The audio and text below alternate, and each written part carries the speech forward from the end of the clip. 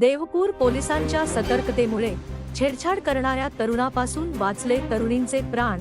मागील 2 ते 3 दिवसापासून सोशल मीडियावर एक तरुण आपल्या मोबाईलमध्ये रील बनवत तरुणींची छेडछाड करताना दिसत होता।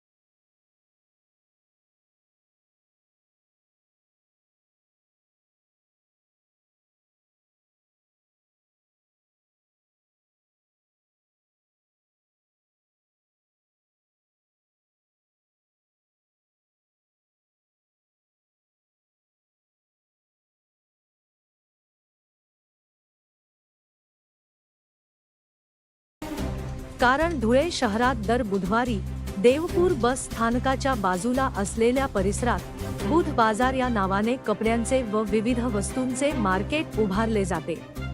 यासाठी शहरातील व खेड्या गावातून महिला तसेच तरुणी मोठ्या प्रमाणावर या बाजारात खरेदीसाठी येत असतात। याच वेळी एक संशयित व्यक्ती आपल्या मित्रासोबत येऊन महिला व तरुणांच्या गर्दीमध्ये प्रवेश करून रील बनवण्यास सुरुवात करतो व यावेळेस आजूबाजू असलेल्या महिला व तरुणी घाबरून जातात।